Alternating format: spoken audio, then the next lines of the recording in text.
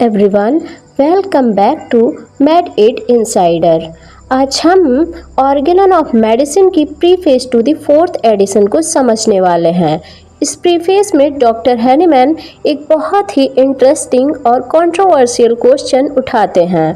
क्या नेचर खुद डिजीज़ को क्योर कर देती है? अगर बॉडी की वाइटल फोर्स इतनी पावरफुल है तो फिर मेडिसिन और डॉक्टर्स की ज़रूरत ही क्यों पड़ती है? हैनीमैन कहते हैं कि जो नेचुरल हीलिंग एफर्ट्स हम देखते हैं वो हमेशा ट्रू क्योर नहीं होते।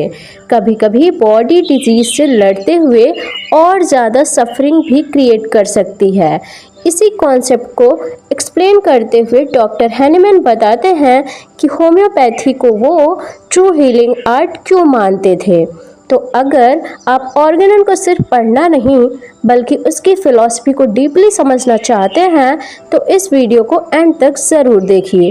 तो चलिए शुरू करते हैं preface to the 4th edition. Paragraph 1 में डॉक्टर हैनीमैन बोलते हैं कि ट्रेडिशनल मेडिसिन के डॉक्टर्स नेचर की सेल्फ हीलिंग पावर को सबसे बेस्ट हीलिंग मेथड मानते हैं और सोचते हैं कि फिजिशियंस को उसी को इमिटेट करना चाहिए। लेकिन डॉक्टर हैनीमैन के अकॉर्डिंग ये नेचर असल में बॉडी की इंस्टिंक्टिव और इरेशनल वाइटल फोर्स है। इसका काम सिर्फ हेल्दी कंडीशन को मेंटेन करना है, ना कि डिजीज़ होने के बाद परफेक्ट क्योर देना। पैराग्राफ 2 में दिया है, जब बॉडी पर हार्मफुल इफेक्ट या डिजीज़ अटैक करती है तब वाइटल फोर्स ऑटोमेटिकली डिजीज़ को दूर करने की कोशिश करती है।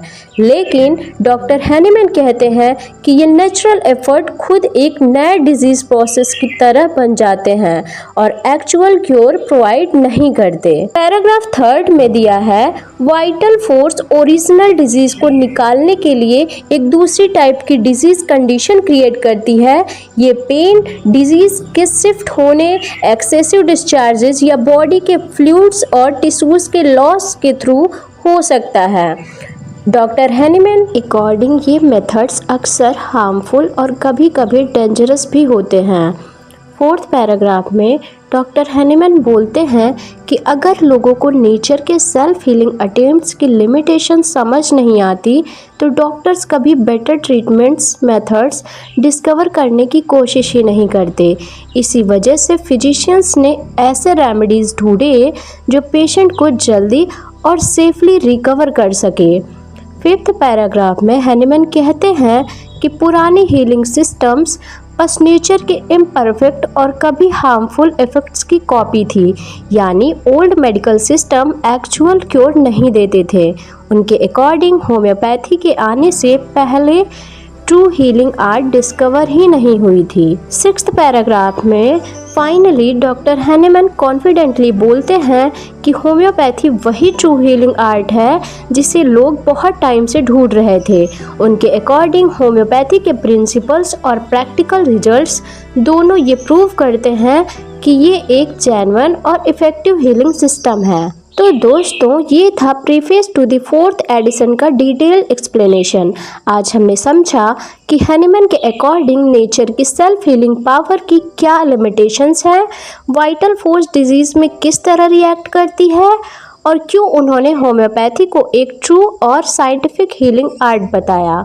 ये प्रीफेस छोटा ज़रूर है लेकिन ऑर्गेनन की फ़िलॉसफी को समझने के लिए बहुत इम्पॉर्टेंट है।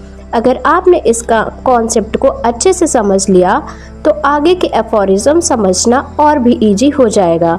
अगर वीडियो हेल्पफुल लगी हो तो लाइक करिए, अपने BHMS फ्रेंड्स के साथ शेयर करिए और मेड8 इनसाइडर को सब्सक्राइब करना बिल्कुल मत भूलिए। Thanks for watching.